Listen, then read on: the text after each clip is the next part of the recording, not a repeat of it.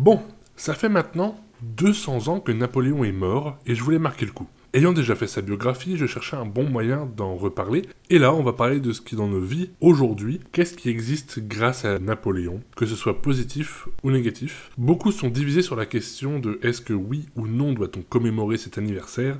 Pour moi, oui et sans aucun doute. Allez, c'est parti.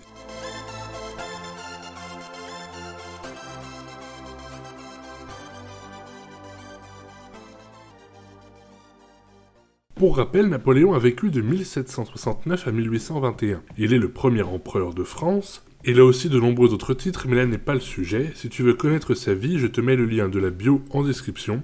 Ici, voyons son héritage. Qu'a-t-il légué à la France, à l'Europe et au monde? Je précise ici que la vidéo ne sera pas exhaustive, car Napoléon a tellement apporté dans tous les sens du terme qu'en faire une liste complète est quasi impossible.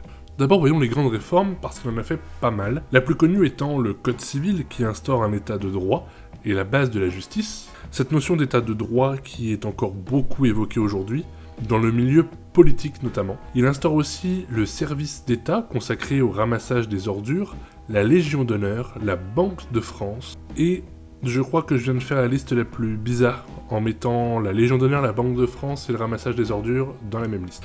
Il est aussi à l'origine de deux autres gros changements marquants. Il a mis en place le découpage des départements tel qu'on le connaît aujourd'hui, à quelques détails près, et il a réformé le système éducatif. Il va créer l'organisation du secondaire avec le lycée et instaurer, ou plutôt réinstaurer, le baccalauréat. Il va aussi réformer l'université, bref, tout le système éducatif qui correspond beaucoup plus à ce qu'on connaît aujourd'hui. Et ces réformes sont toujours en vigueur. Mais il faut savoir et bien avoir en tête que Napoléon arrive au pouvoir après la Révolution française et il va mettre fin à beaucoup de démarches révolutionnaires, comme la séparation de l'Église et de l'État, car aujourd'hui on cite quasiment exclusivement la loi de 1905, mais c'est une idée révolutionnaire à l'origine, et il va l'abolir pour des raisons principalement liées au contexte géopolitique de l'époque, car au vu de son programme futur, il ne valait pas mieux se mettre le Vatican et l'Église à dos. Il abolira aussi une autre loi majeure de la Révolution, il s'agit de l'abolition de l'esclavage. Napoléon va donc réinstaurer l'esclavage pour diverses raisons, et notamment des raisons d'ordre public, et c'est ce passage de sa vie et ce choix-là qui est souvent mis en avant comme argument pour ne pas commémorer Napoléon et le mettre en disgrâce. Il est pourtant aussi très important de garder à l'esprit que c'est ce même Napoléon qui mettra un terme à la traite négrière en 1815, et on voit là qu'il est important de regarder l'histoire avec des notions de contexte, géopolitique, historique et d'opinion publique. On oublie aussi souvent aujourd'hui que Napoléon a suspendu la démocratie instaurée à la Révolution. Au-delà des réformes, son désir de rendre la France puissante et majestueuse passe aussi par l'architecture. Et là, c'est productif. En très peu de temps, il commande la création de l'Arc de Triomphe, Place Vendôme, une rénovation très importante du Louvre qui va énormément agrandir le musée. Il fera rénover la façade du Palais Bourbon, il sera à l'origine du Palais Brongniart. Il y a aussi l'église Madeleine, mais surtout, en France, il est aussi à l'origine de la ville de La Roche-sur-Yon, avec leur célèbre place Napoléon. Place très imposante. Et pour la petite histoire, La Roche-sur-Yon s'appelait avant et à l'origine Napoléon. Il a donné son nom à la ville. Il est aussi à l'origine d'œuvres architecturales hors de France, comme la place de la Paix de Milan, en Italie. Mais l'architecture n'est pas le seul art dans lequel Napoléon œuvra.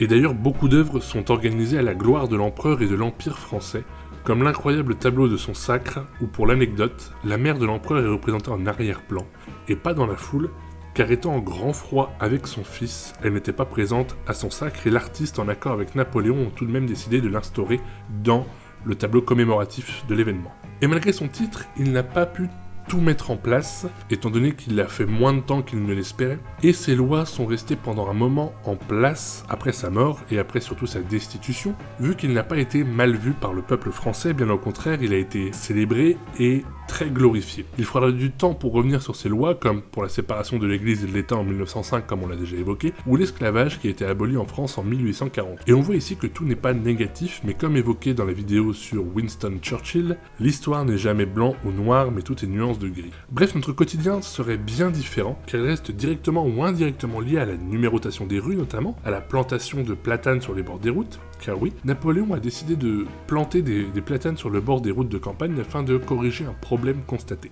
Les soldats et les citoyens français devaient subir le soleil et la chaleur sur les longs trajets notamment, et cela devenait usant sur les organismes, surtout sur de très longues distances. Les platanes sont donc la réponse que Napoléon apportera à un problème constaté. Il est aussi à l'origine de l'organisation des gendarmes, de la police, des sapeurs-pompiers.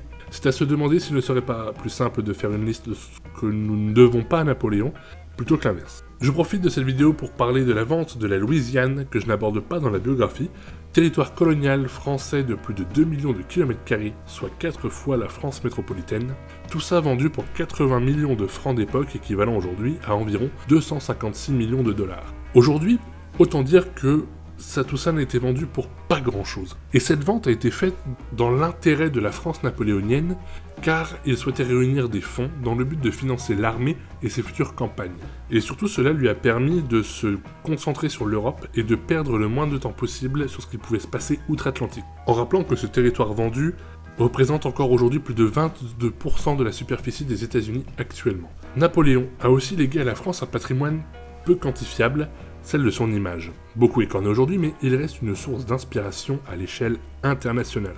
Il est notamment le deuxième personnage historique le plus recherché sur Internet derrière Jésus, et ce à l'échelle du monde. C'est une excellente preuve de l'impact et de l'aura sur toute la planète que ce personnage a, et de l'inspiration et de la curiosité qu'il génère autour de lui. Il est sans doute le Français le plus connu de l'histoire.